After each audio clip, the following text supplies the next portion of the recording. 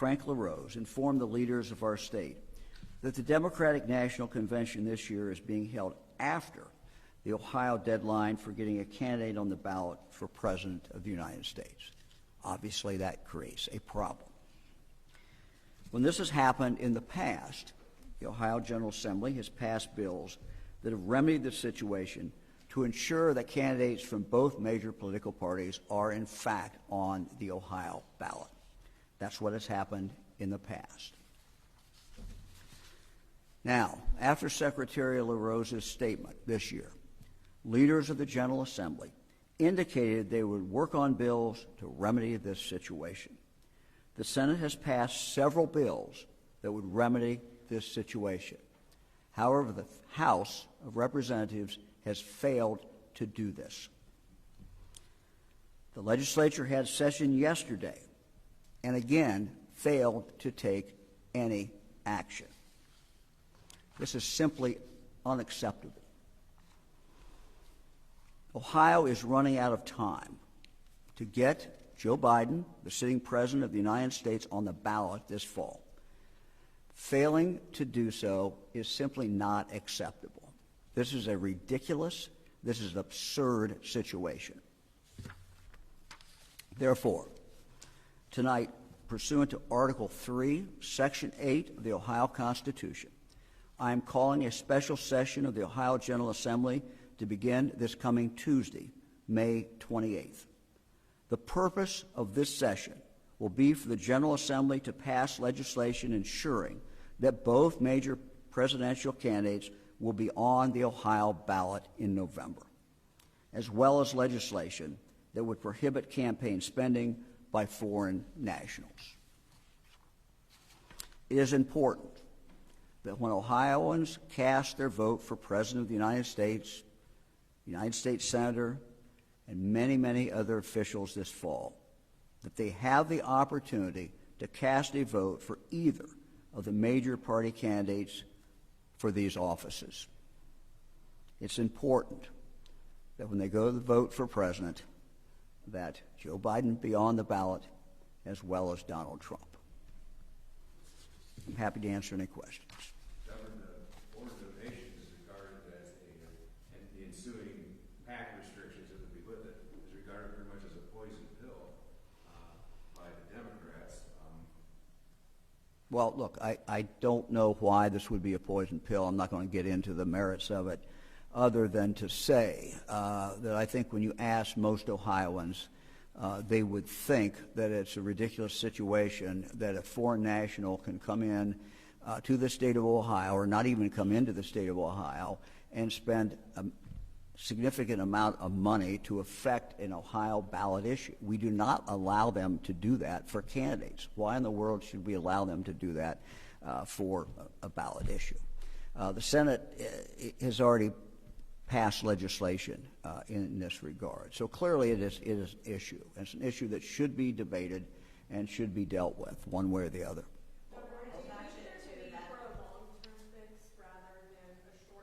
Yes, there certainly is a need for a long-term fix, but a short-term fix is pretty darn easy to do. It's been done before. This is not hard, and it's just something that needs to get done. But yes, I would certainly like for the legislature, recognizing that parties have their conventions at different times during the summer, sometimes depending on who the incumbent president is, and they make their own choices. So it's not something that we should be dealing with in the future. But for now, I will be certainly satisfied with a short-term fix. We've done this in the past. We need to do it again. Speaker Stevens says this is a non-starter, that they are not going to bridge the divide in the House to get a legislative. I missed the first part of your question. Speaker Stevens said earlier this week, and I know that was before session, that the legislature, the House at least, is not going to come to an agreement on this. What is the special session going to do? What have your conversations with Speaker Stevens? Well, I'm not going to talk about I don't talk about my conversation with the leaders, but I have had a conversation with the Speaker. I've had a conversation with the Senate President as well. Look, I'm the governor of the state of Ohio. I have an obligation to take this action. This is called in the statute an extraordinary action. an extraordinary situation. This is an extraordinary situation when we have the ridiculous situation that we have not taken action to deal with a problem that is, because of the way the Ohio law reads and because of when the Democrat convention is, it has the potential. It's not just the potential. His name would not be on the ballot unless a court would intervene. And we should not be looking to the courts to solve our problems in the state of Ohio. This is a very simple. There's a very simple solution to this problem, and we should take this action. And I believe the legislature will next week. It's just a follow-up to it. How will it look like if the House of Representatives continue to delay this, and at the end of the day, President Biden is not on the ballot of Ohio State? How will it look like? How would what? How will it look like if Well, I think it would look terrible if we have two major candidates. One is going to be president of the United States. One is president now. The other has been president. The American people, the people of Ohio, have the right to have these choices and make these choices. And I just think, for that not to happen, it's pretty hard to explain to anybody why in the world they would walk in and not have the choice of who to vote for. So but it's easy. It's easy to fix. This is not hard. It just needs to happen. Governor, you said that Republicans kind of, quote, get something in return for putting Joe Biden on the ballot, or do you think it ought to be a clean bill? Look, I'm calling for the action on both these. I think we should not have foreign nationals interfering and spending money in Ohio ballot races. Ohioans should be dealing with this. And all that would be doing with this legislation is being consistent with what we do in regard to candidates.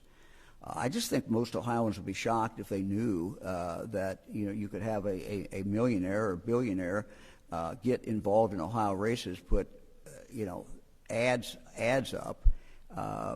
I just think people would be shocked if they knew that. And that's what the law is today, and that's what it can happen today, and that is what has happened today. So I don't find it a very controversial issue. We'll see, and we'll see what what the legislature does with that. But the Senate has already taken action on it. So these are two issues that are related, two issues that relate in the sense that they have to do with voting and what will be coming up in the fall. But do you think it's necessary that Republicans get that in return for putting Joe Biden on the ballot? I'm not going to comment about that. Look, again, the major point here is a presidential race that the Ohio voters have the right to be able to make those choices. They will make choices. But if one of the major candidates is not on the ballot, that's a very sad thing. You said that has happened, that foreign nationals have made contributions to the Issues Committee. What are your examples? My team can give you examples, but they've clearly contributed before. Are you citing examples of, for instance, Senator McCauley and Senator Gabbard have cited in the arguments in the legislature? I don't know what they've said. We'll get you that. Governor, you said you would prefer a permanent solution. The House bill has a permanent solution. The Senate bill does not. So why not prefer that one? Look, permanent solution would be fine with me, but I will be satisfied, at least for now, if we can deal with this problem that Ohio is facing. Governor, is it technically an emergency right now when they really have until August 6th to pass an emergency bill and Biden can still make the ballot? Well, first of all, I don't know anyone who thinks that there is the votes to pass an emergency measure. So we are really right up, I'm told. I talked to the Secretary of State today. I'm not going to quote him, but I did talk to him today. And my understanding is we are literally up against the wall here. That if we would go beyond Wednesday of next week, then when you do the math, you have some very, very serious problems. So we're I've waited, I've been patient, and my patience has run out. And I think the patience of the people of the state of Ohio, their patience should have run out by now as well. This ongoing debate has obviously caught national headlines as well. What does this signal about the state of the legislature and the state of the Ohio government for the rest of the country? Well, I'm not going to comment on that. So, anybody else? All right. Thank you all very much. Can we get examples now of you're advocating for a bill we put on this? Well, whether or not, I believe it has occurred, I believe there's evidence it's occurred, but whether or not it's occurred, again, I don't believe Ohioans feel that we should have foreign nationals, not citizens of Ohio, who are spending money to try to influence Ohio voters. I just don't think Ohioans are in favor of that. I mean, I don't want to obsess on this, but the reason I ask is because repeatedly the examples used in the legislature is Swiss billionaire A is throwing it into left-leaning group B in Washington. Washington group is giving it to Ohio issues group. Look, The money loses its identity because it's fungible. look, this is the legislature. I'm calling it back. They can debate this. Those issues can be, all the issues that you're bringing up here, those certainly can be debated at that time. The main point is we need to give Ohio voters the opportunity to vote for either of the two major candidates that they want to vote for. And without action by the legislature or action by a court later on, that would not happen. Thank you.